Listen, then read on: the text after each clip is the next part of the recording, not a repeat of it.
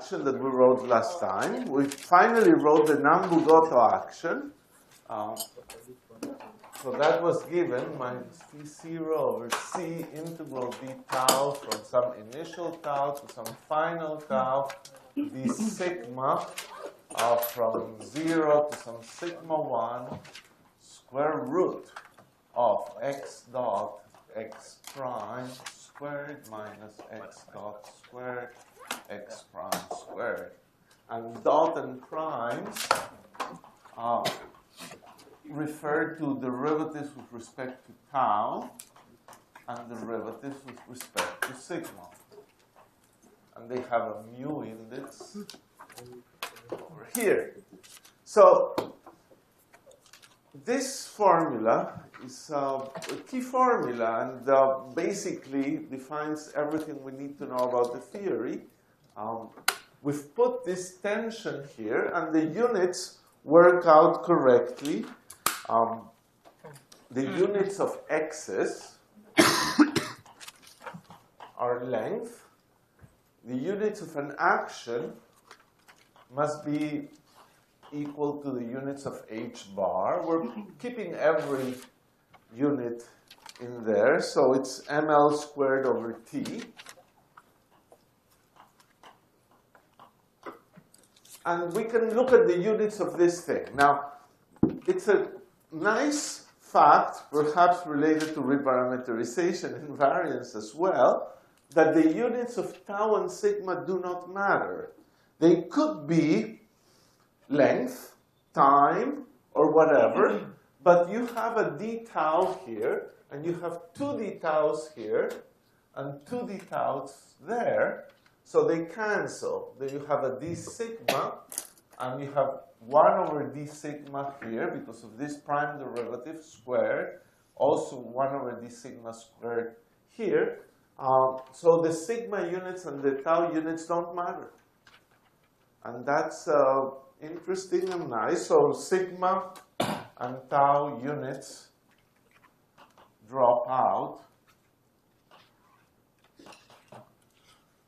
And x has units of length, so you have an x squared, and x to the fourth. So this whole thing, the units of s, are the units of t naught over the units of c times length squared.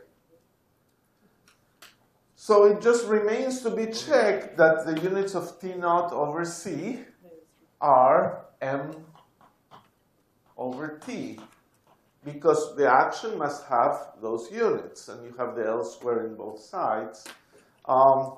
The units of T naught over C.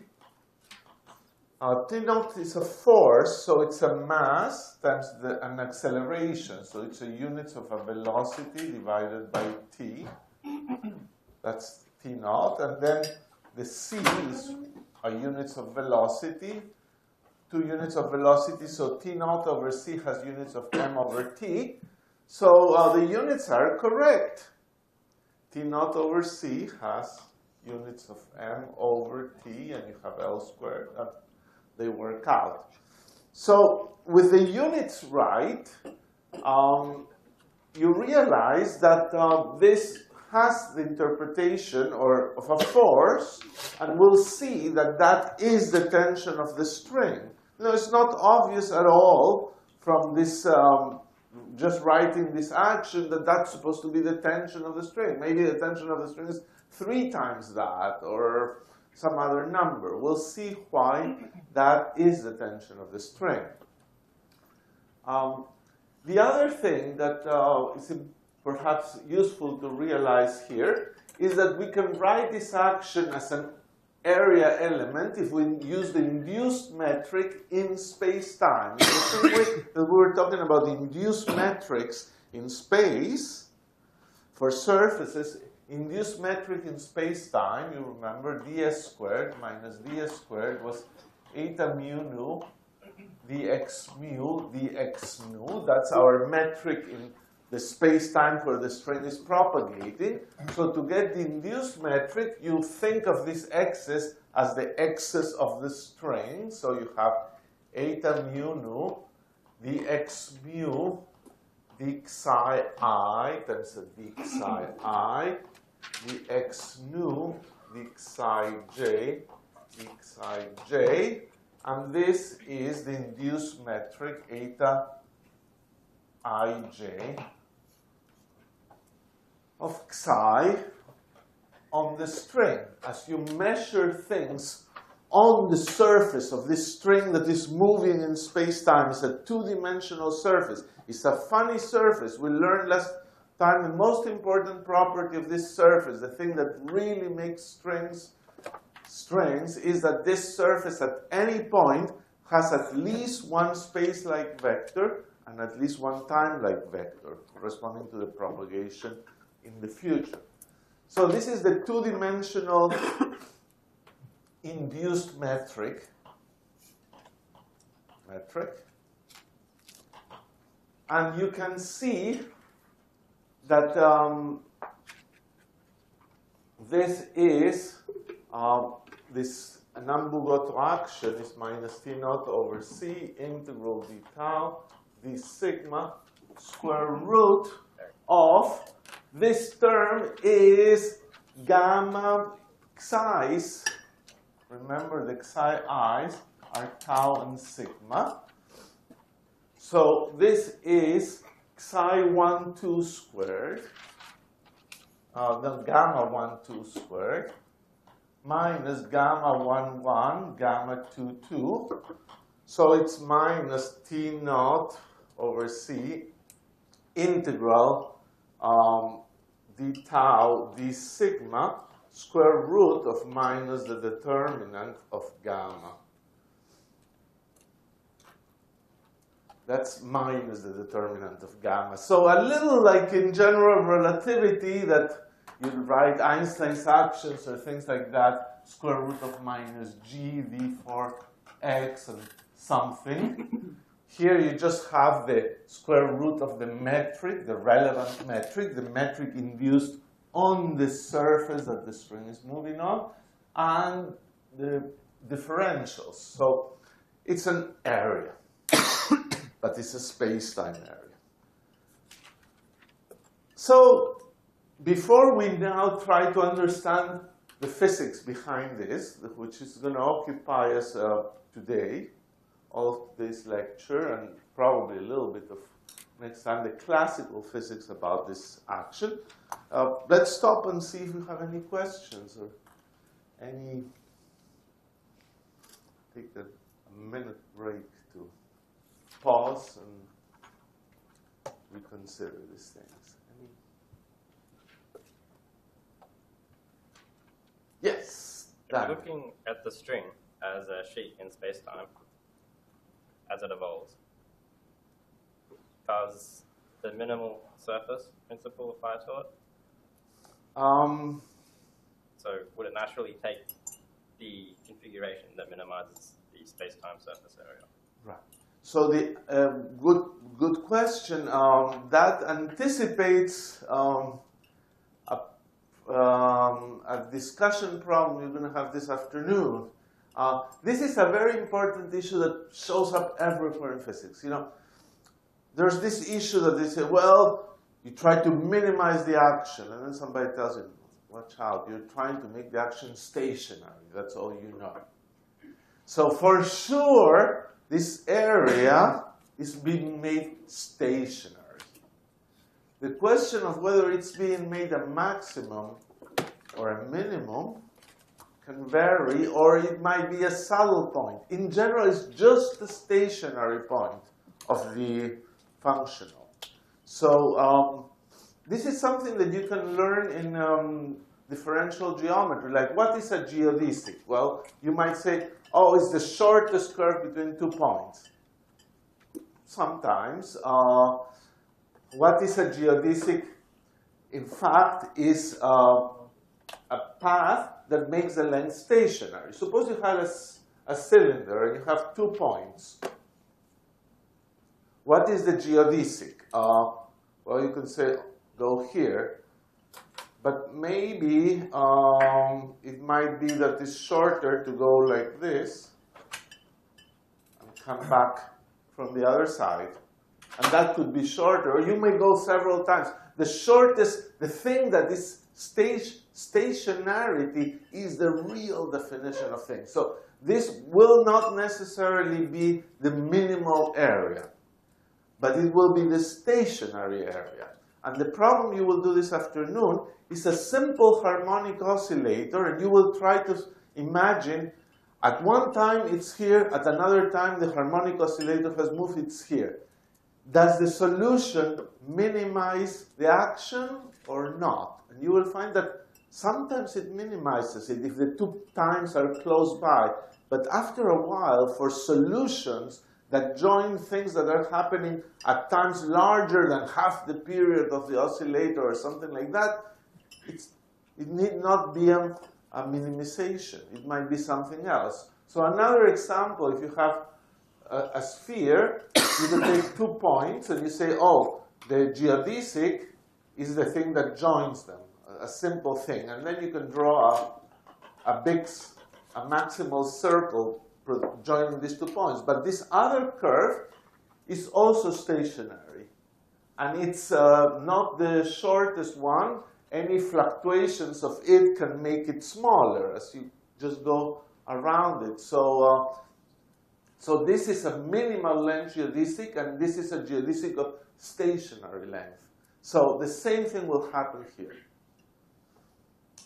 It's a very nice thing. I actually learned that from Alan Guth, that example of the oscillator that you will work out this afternoon. It's a very neat example. It clarifies this issue of when the action is supposed to be minimized, maximized. In fact, when you vary a field, you're fluctuating in many directions. You know, when you vary, for example, this geodesic here, you have many parameters that characterize the fluctuation. So the parameter space is infinite dimensional. So you have maybe, one deformation is this one deformation is this one, another deformation. There are infinitely many deformations. Some are minima, and some are saddle points, for example. So the typical critical point will be a saddle. It will be a minimum for some directions, but a maximum for some other directions. It's a neat story. But enough of a digression. Let's go on now with this thing. I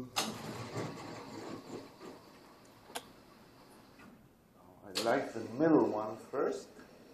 So how about the variation of this action? Well, this action is d tau d sigma minus t naught over c. And it's a Lagrangian density that depends on x dot and x prime. And this is the notation we used last time to vary the non-relativistic strength.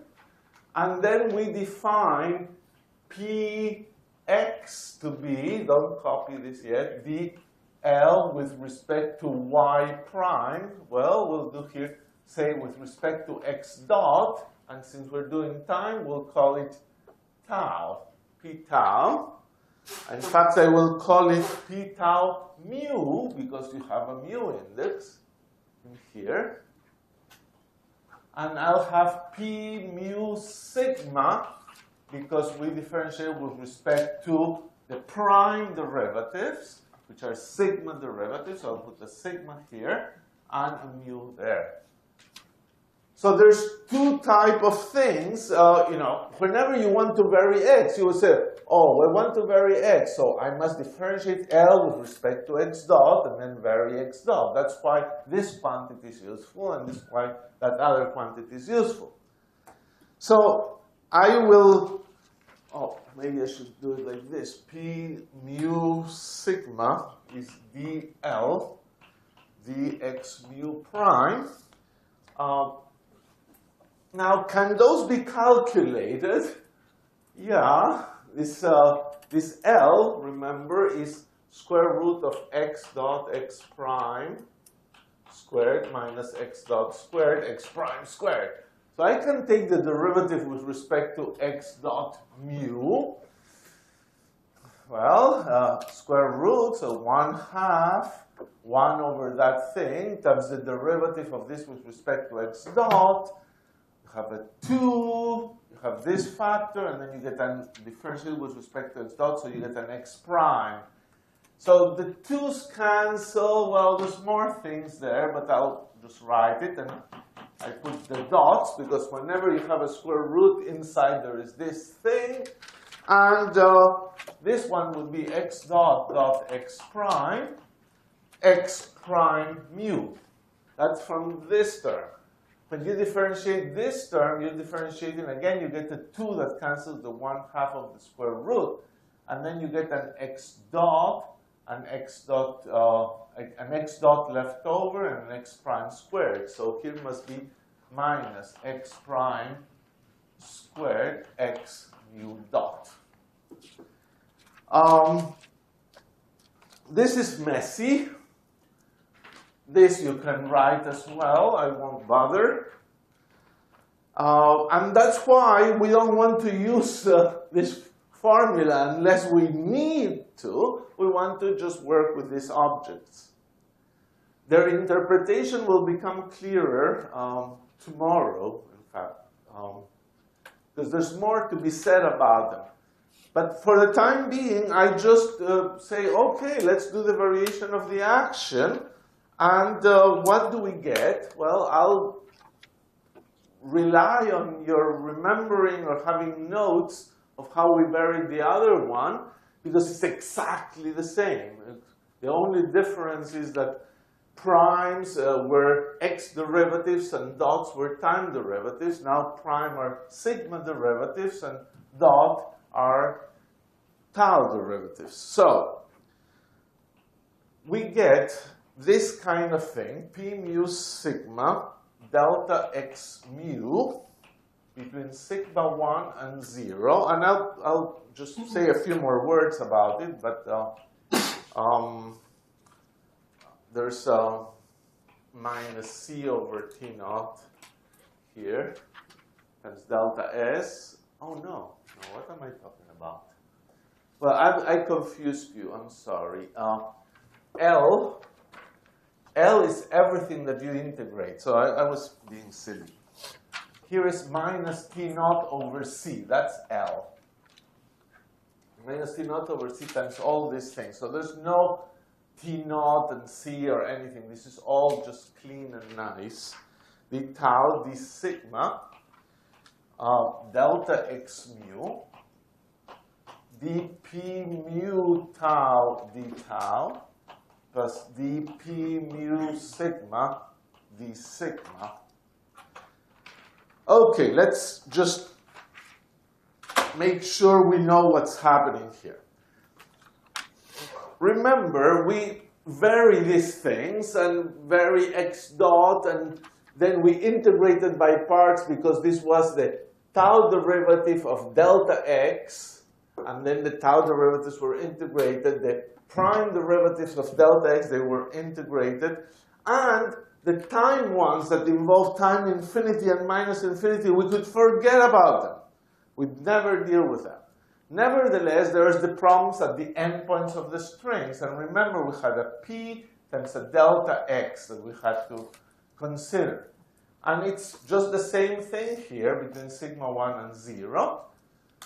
And here is the equation of motion. The equation of motion is dp mu tau d tau plus dp mu sigma. The sigma equals 0. How bad is that equation of motion? It's awful. It's just incredibly complicated. Look, suppose you had to differentiate this with respect to sigma again. It's very messy, several lines. Differentiate with respect to tau, several lines, that's equals 0. That's the equation of motion. It's so difficult that we would have 0 chance of solving it ever. That's another thing that is interesting in a sense. Had you tried to invent a relativistic string by inventing an equation of motion, you would have to have suddenly come up with the idea that d tau of this thing plus d sigma of that thing should be 0, and essentially impossible. The action is very simple and innocent looking, and the equation of motion is a tremendous mess. So our goal today will be to begin to simplify this, and what do we have at our disposal? You know, string theory at this level is general relativity in action. In general relativity, coordinate transformations is a nice abstract thing. Well, our life here depends on being able to choose clever enough tau and sigma coordinates such that this equation simplifies. You have the choice of choosing tau and sigma however you like. And clever, physically motivated choices will simplify this dramatically. And you will understand what's really going on.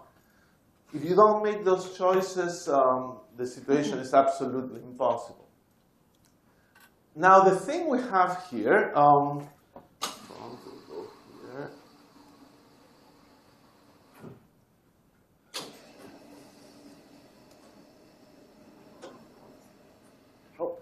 too much.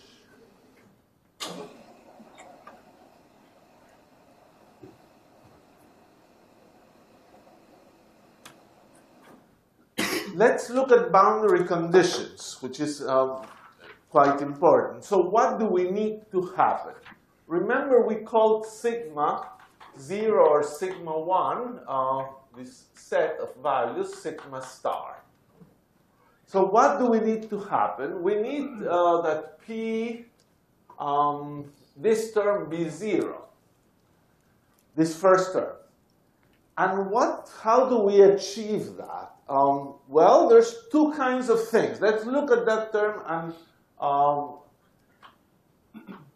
this is tau sigma star delta x mu at tau sigma star. Apparently, this must be 0 at the endpoints. And we saw last time that when we had this equal to 0 was a Neumann boundary condition that was free. And when you say the variation, you cannot do arbitrary variations, means that you fix the string at that endpoint. So that's it. That's Dirichlet. Now, this does look maybe like Dirichlet, although this one doesn't look anything like Neumann, because P sigma is that very complicated stuff there. But it's free, because you don't put anything here, so presumably that's free. And we should trust that since we don't put any constraint on delta x, this is the free thing, free boundary condition. But I want to go here through more things. I want to say, look, at the end of the day, you're supposed to do the thing at sigma 1 minus the one at 0. But I didn't bother to do that. I told you before that you don't want to cancel the variation at sigma 1 with the one at 0. These are far away points, nothing to do with each other. I want to tell you something more. You don't really want to cancel this thing by summing over mu.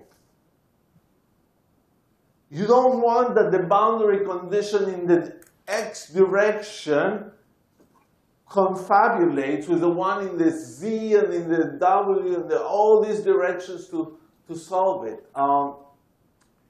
This is something that it's a funny statement, but for the time being, I will do that, and I will show you that in general you can do that you should think of each one of this as separate, the different mu's. The fact that you have a sum, and you can say, look, there's just one boundary condition. The sum of all that is 0. That's not quite true. This is, you have enough freedom to impose conditions in all kinds of ways, and therefore there are many conditions that you can impose here, and you should try to do the best.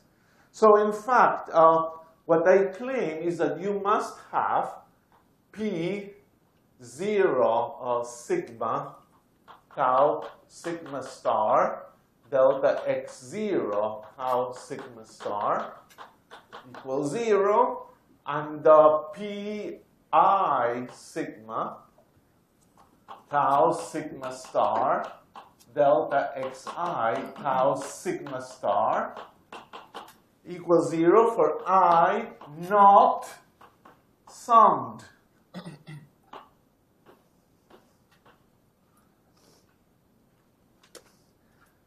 These boundary conditions are the key of understanding what a D-brane is, which is going to show up in a couple of minutes.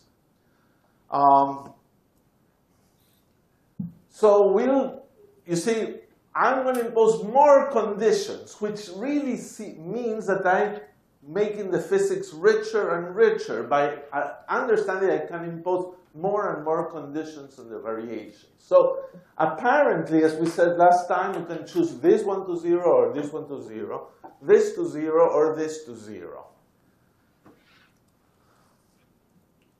Or can we? There is a slight complication here. Let's look at the first one. Well, this to 0, sure, we could put that to 0. How about delta x0? Can I say that delta x0 is constant? That I'm not going to allow x0 to change? Now, that doesn't make sense. You know, this particle, you can say, or this string has an endpoint. And the endpoint is like a particle, and the particle, whether it does anything, it has to move in time. So its x0 position cannot be held constant. It's totally unphysical to hold it 0. So this cannot be 0. Delta x0, x0 cannot be fixed. It must evolve. As tau changes, the time on that endpoint of the string must change. And therefore, this cannot be 0. So we must always have P0 sigma of tau sigma star equals 0. That must be imposed, and that's the only thing you can do. Then you can do P I sigma of tau sigma star equals 0, or you could say delta xi of tau sigma star equals 0, which you take it to mean that xi of tau sigma star is a constant,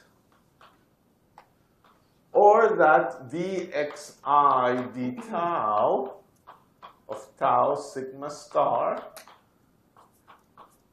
is equal to 0. It's a fixed number. It won't change. So either this, or this. Now, I'm done with these blackbirds. So this would be a Dirichlet boundary condition. So here we go. This is what really defines whether you have a D-brane or not. So let's draw a D-brane, our first D-brane, and state what are the boundary conditions. So here is a plane, and you have a D-brane, which is just a hyperplane. And I'll put the hyperplane in the x2, x1 direction. And the x3 is normal to the hyperplane. So what does it mean to have a D-brane? What is the definition of a D-brane?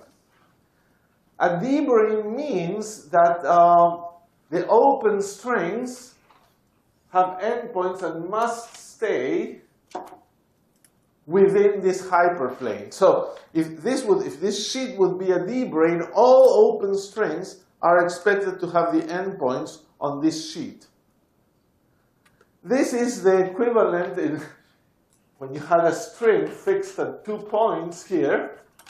You would say you have a heavy D-brane here and a heavy D-brane, and the endpoints must be there. it's surprising how long it took physicists to discover D-branes.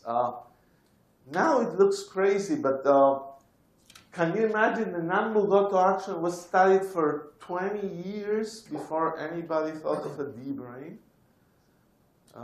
It's force of habit, a little fact that boundary conditions scare us, a little subtle, and what do you do? And moreover, you know, people thought this is absolutely crazy. You have a string, the D-brane would break Lorentz invariance. This D-brane is translational invariant along itself, but it's not breaks symmetry in the x direction. So breaking Lorentz invariance out of the question. Why? You know, people just would never consider anything like D-branes. It's sort of funny. And moreover, once they said, well, we can break Lorentz invariance by forcing the string to be there, but what is there? There's only strings. But this is the funny thing.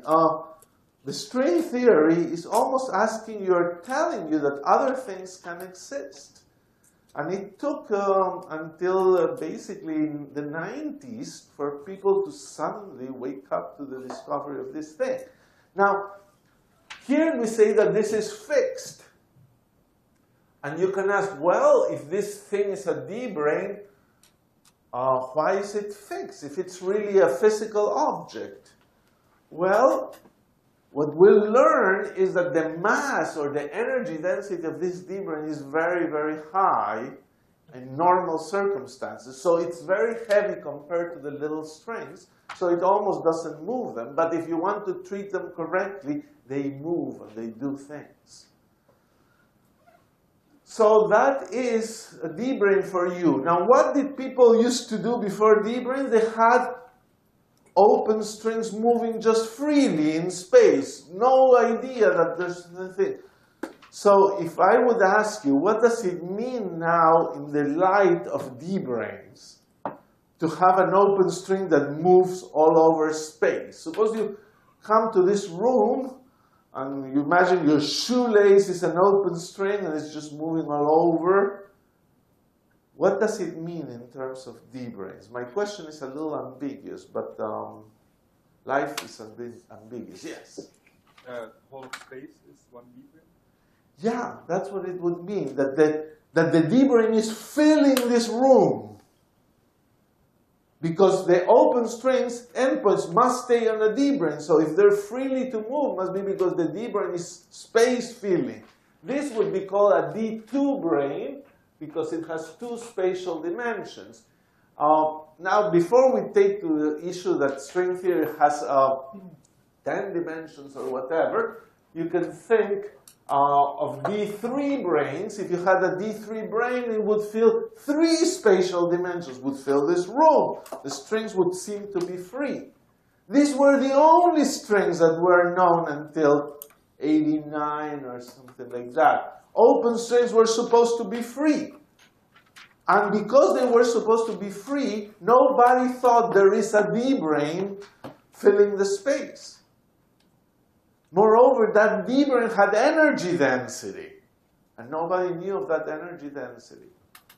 But now we know, and actually it has to do with tachyons and things like that. It's a very lovely story of how things were discovered quite accidentally. So the other objection is that the D-branes break Lorentz invariance. But if you have higher dimensions, suppose you have 10 dimensions, you can imagine the D-brane filling all your 3 spatial dimensions, and no Lorentz invariance is broken, and filling some number of the extra dimensions, breaking the Lorentz symmetry in the compact extra dimensions. That's okay, that's unobservable. 4-dimensional Lorentz invariance survives. So it has become the most useful tool of string phenomenology, D-branes. It's a whole subject, basically. Yes? But didn't you just say that it didn't break Lorentz invariance in principle because it has a finite mass and so it actually moves? it would move, but suppose you have a D brane, suppose there is a D brane here, big D brane going through, a D2 brane going through the middle of your galaxy. The universe is not rotational invariance anymore, it's not translational invariant, it doesn't look homogeneous. You break a big D brane, breaks spontaneously Lorentz invariance. It makes the universe, the idea of Minkowski space and Lorentz invariance is that the universe looks at large scales, totally homogeneous, isotropic, translational invariant, rotational invariant, all those good things. But if there would exist a big D brane over there, it's not symmetric anymore. Okay, so what are the boundary conditions when you try to write mathematically this D brane? You would say, look, I have to put boundary conditions. All the boundary conditions must be specified. The one that always is there, P0 sigma tau sigma star would be 0. That's always there. Now for the motion along the x1 direction, I need to say something. Is it free or is it constrained? Along the x1 direction, the open string can move freely in the x1 direction because it's a direction on the D brane. So it's a free direction. So x1 is free at endpoints. So you must have P sigma 1 of tau sigma star equals 0.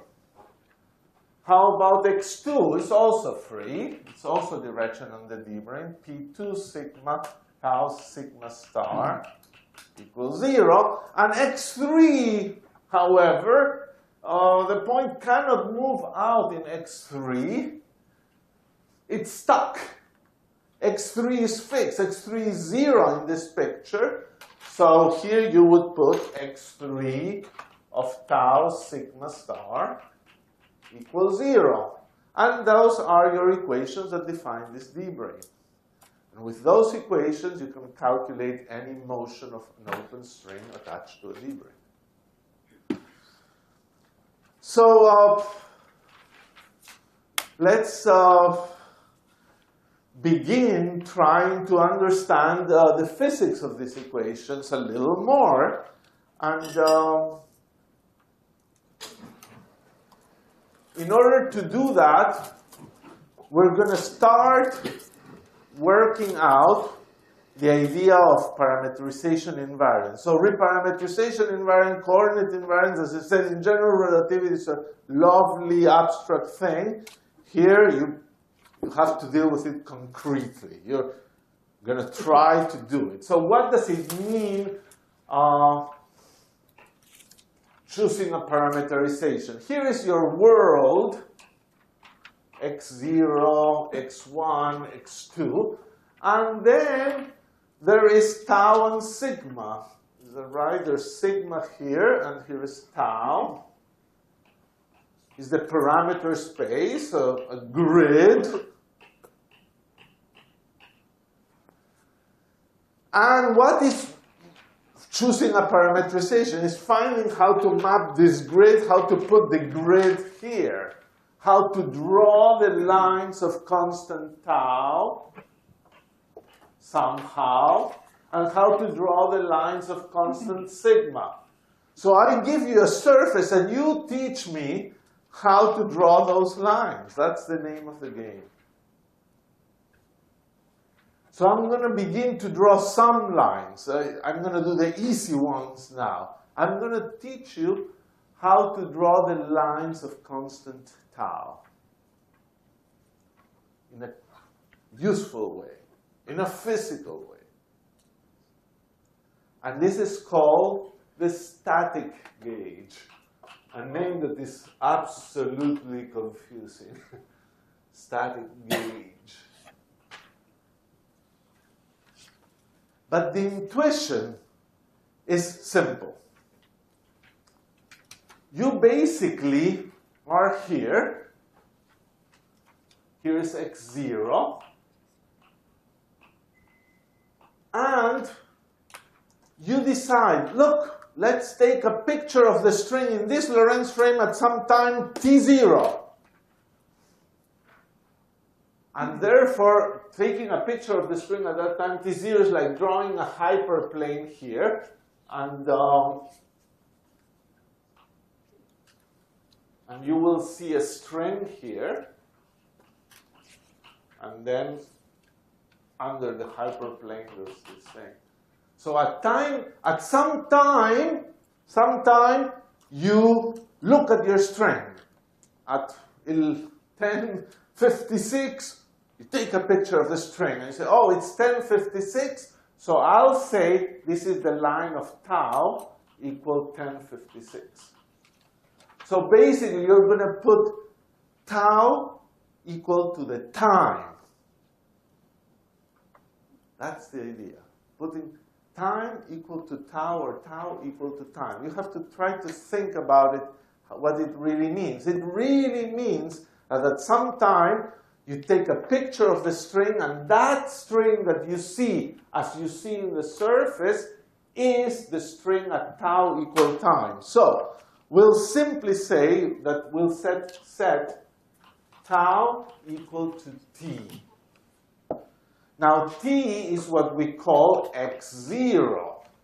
So basically, x0 of tau and sigma is now going to be just tau. Now, there's a factor of c in there, because we'll think of tau as units of time. So I'll just say c tau. So this is the so-called static gauge. With this, I fix tau. I've learned how to fix tau using the time. It is the most natural thing you could do. Tau is time. Now, what happens when you do that? Well, a few things simplify, like dx mu d sigma would be dx0 d sigma times dx vector. We split the mu indices in 0 and vectors, d sigma. And that's dx0 d sigma is 0. 0 dx d sigma.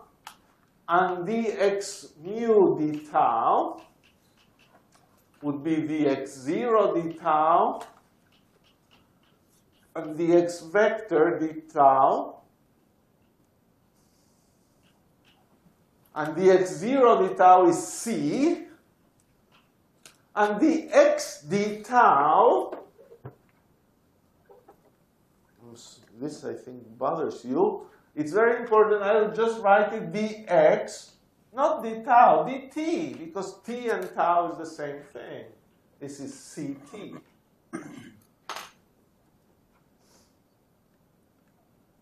So these things become very understandable objects, as we will see now. So one more thing then, we can go and calculate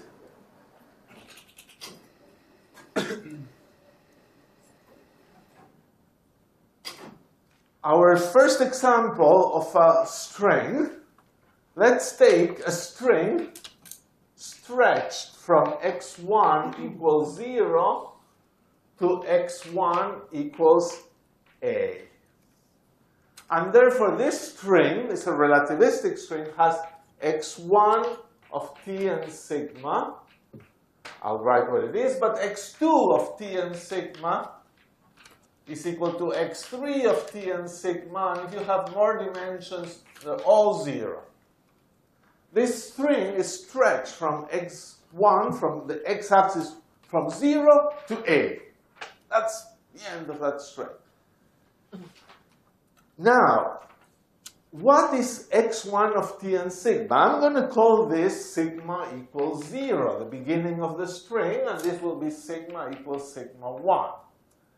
x1 of t and sigma, well, it's certainly, we're having it stretch and staying there, so it's time independent. It can only depend on sigma.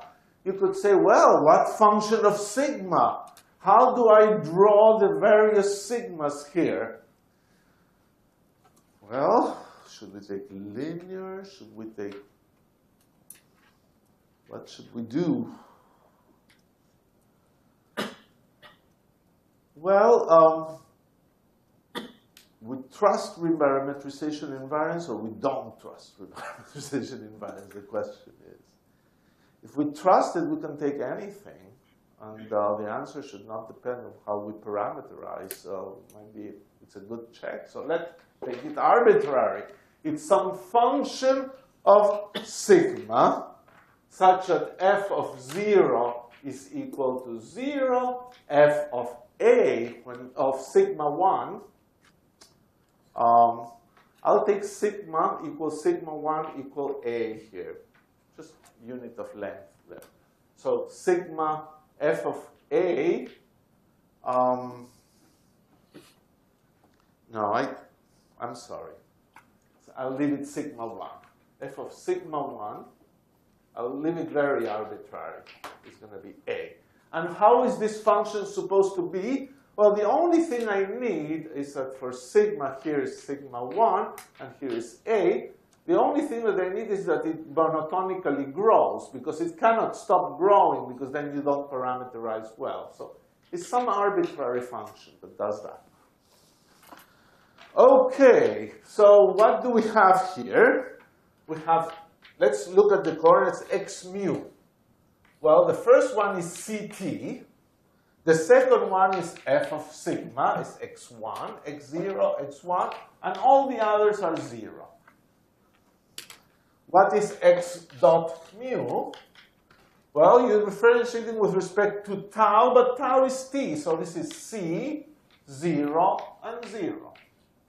What is x prime? Well, there's no sigma dependence here, so it's 0. Here is f prime of sigma, its derivative, and 0. So what is the x dot x prime, which is an ingredient in the Nambu-Goto action? The dot product of this thing, 0. What is x dot squared? That's equal to minus c squared. What is x prime squared is equal to f prime squared. So what is the Nambu-Goto action? S is equal to minus t0 over c integral d tau integral d sigma from 0 to sigma 1 square root. We have the action there still. X dot x prime is 0 minus x dot squared minus c squared.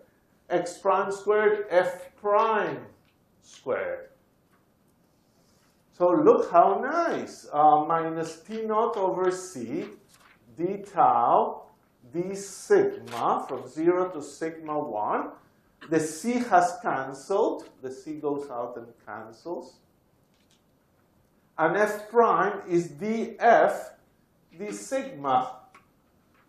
And this integral is a total derivative. It will give you the value of f at sigma 1 and the value of f at 0. The function did not matter.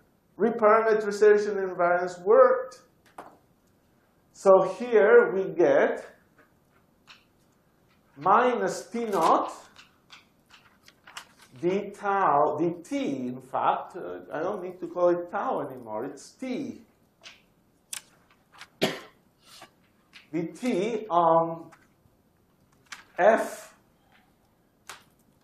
at sigma 1 minus f at 0. And therefore, it's the integral of dt of minus t naught times a. We've finished our calculation.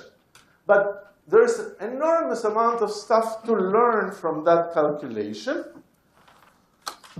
And the thing to learn from that is first, reparametrization invariance worked out.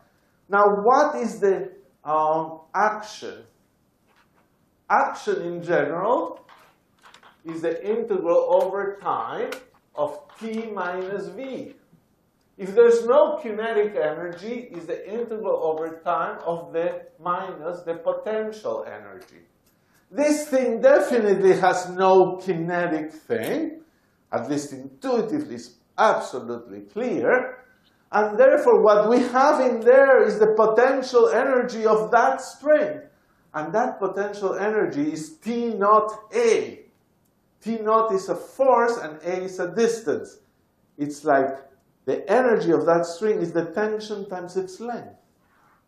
It is as if you had grabbed that string of 0 length and stretched it to length A with a constant tension force of T naught. That's the work done. That's the rest energy of that string. That string sort of doesn't have mass. It has rest energy because you've created it, and the tension is confirmed to have the interpretation of tension. The energy you need to create that string of length A is the tension times the distance. You want 2A, tensions times 2A. The tension doesn't change however long the string is. So you buy a relativistic string, you hook it here, and you just, each time you want to jump the rope with your string, you just begin to stretch it, make it any length you want, and then you can start doing anything you want with it. It actually transforms work to rest mass. It's a machine that transforms work to rest mass. If you just do the work, start stretching the relativistic string, then once it's totally stretched, you've stored in this string that much energy, T naught A. That's sort of the rest mass of this object. So tension times distance is the rest energy of a piece of string. And the string seems to have a constant tension. That's already very different from a normal string, and that starts to tell you that the string is very interesting. Yes? If the string is massless, would you be able to stretch it, which is in the end acceleration?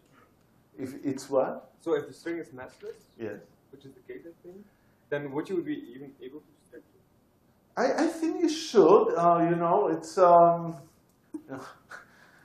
this is a very hypothetical discussion because obviously I don't know how you grab a relativistic string. I've never seen one real made or anything close to it. But the end result is you can imagine holding it to a D-brane perhaps and then moving the D-brane, for example, and stretching the string. That definitely should be possible. And then, you know, you compute the work and you realize that. So at the end of it, you have a string like that, and somehow it stores energy T naught A. That's the rest energy of this string. So it has a rest, you could say it has a rest mass of this divided by c squared, a mass per unit, the total mass, P0 over c squared. And what is the mass per unit length would be mu divided by A is T naught over c squared. So the mass per unit length of the relativistic string is given by the tension. It's not an independent parameter. I have to move on to describe one more concept so that you can solve your homework this afternoon. Not homework, the discussion section. And you know, there's really lots of physics here, beautiful, simple physics, and that's why it's fun to see. It's nothing terribly sophisticated mathematically, but the ideas are really quite surprising. So here's another idea that is fairly surprising that we've been talking about, that you cannot tell really how the string moves, what points, how a point moves. So if you have a string here, and you have a point P at some time t, and you have the same string here at some time t plus dt, and this is a picture of the string in space. In space, this is not a world line of a string. When I show you a string, it has to be a picture of the string in space, because in space-time, the string is just a more abstract, complicated object, traces a surface. So here is the string, and here's the string a little later. We don't know, because of reparameterization invariance, where this point goes. Because if this is a point sigma sigma hat, well, you can choose sigma hat to be anything here. So where did it go? Well, we know it cannot move faster than light. And say if light could go this far in this time, it could have gone anywhere here up to here. We don't know. And therefore, it's hard to define the velocity of this point. You say the velocity of this point would be dx dt. But dx dt is calculated keeping sigma constant. But precisely, we don't know if sigma is constant. So this may not be the velocity. So how can you define a velocity that is independent of parameterization? You can define one, and it's called the transverse velocity. You take the point P, and here is the string, and draw the plane where the string is perpendicular to this plane at that point. So if the string is here, and you are interested in this point, put a plane perpendicular to the string. Then a little later, the string will intersect the plane somewhere else. So the assumption is that a little later, of course, it will intersect it somewhere else. And the transverse velocity is the velocity assuming that the point moved transversely to itself. It's a well-defined velocity. It's not the velocity, but it's the best thing to the velocity. It makes physical sense. It's perpendicular to itself, and it's a transverse velocity. So how do you calculate this? The way to do it is to, this is called the V-perp, is a transverse velocity. It's a very fundamental concept.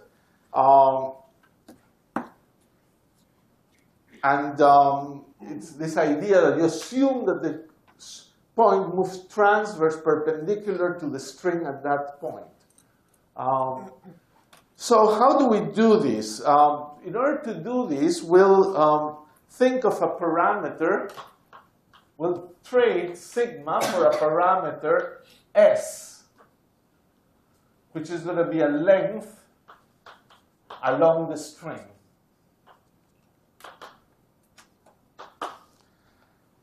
Along sigma. So S, don't confuse it with proper time, with anything. I'm sorry, we ran out of letters.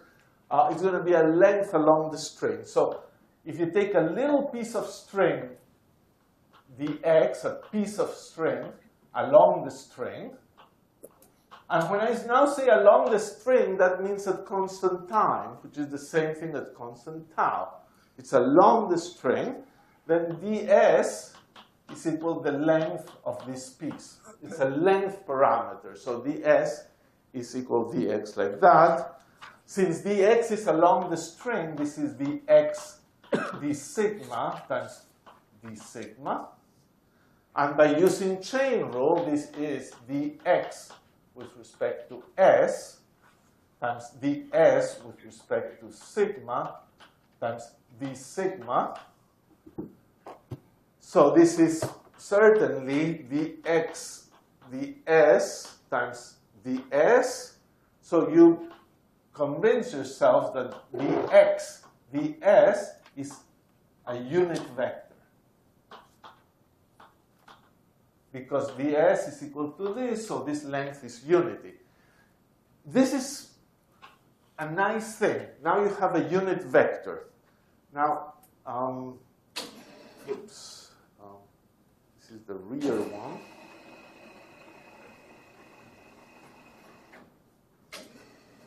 Now, more things. Almost done, but a couple more minutes.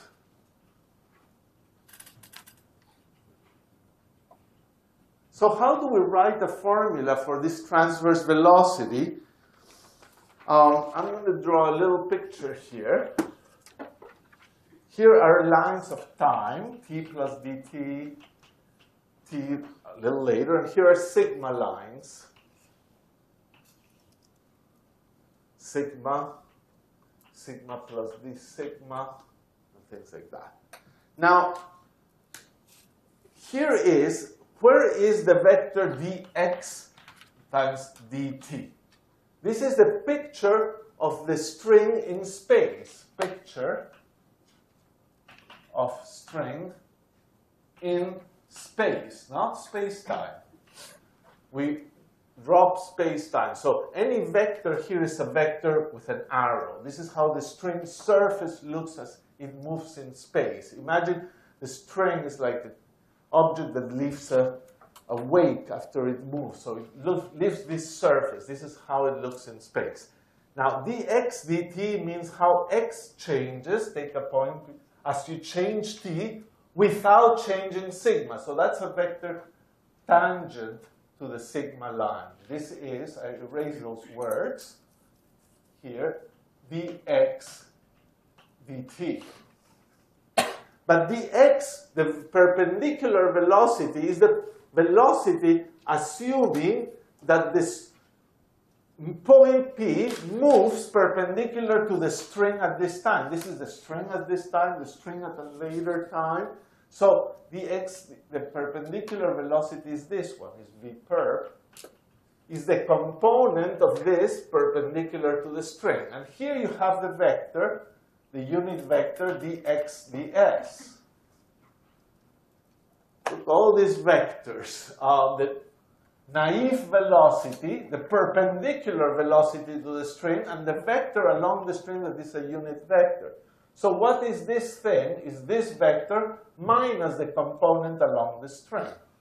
So the perpendicular velocity is the original velocity minus the component of the original velocity along this, the dot product, times that unit vector. So dx dt, dx ds, yes, times dx ds. This is a dot product. When you want to find the component of a vector along perpendicular to some direction, you use a unit vector. This is what we do. We subtract the piece along that. That's v perp.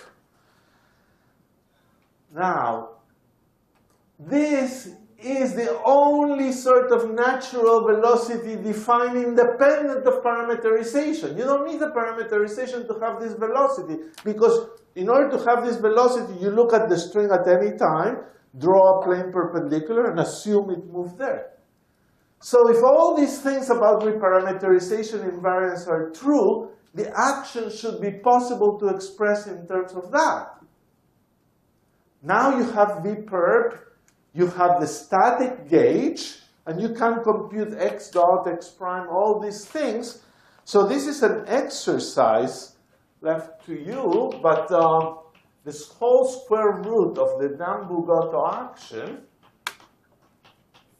it's in the book, so you could read it, or you could just challenge yourself to do it. This whole square root is nothing but c ds d sigma times 1 minus the square root of v perp squared over c squared.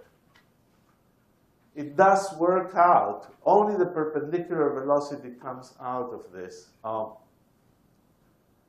This is like half a page calculation. So it means that the Nambu-Goto action is what?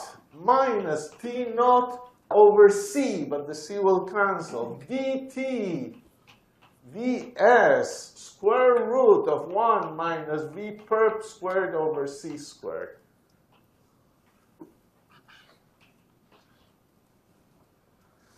And then you can recall the action of a point particle, S of a point particle, was integral over T of a Lagrangian of a point particle, and the Lagrangian of a point particle was minus mc squared square root of 1 minus v squared over c squared. And this is the rest energy. Lagrangian is energy units. Rest energy times the relativistic factor. Look at that. You could have invented this whole thing if you thought clearly.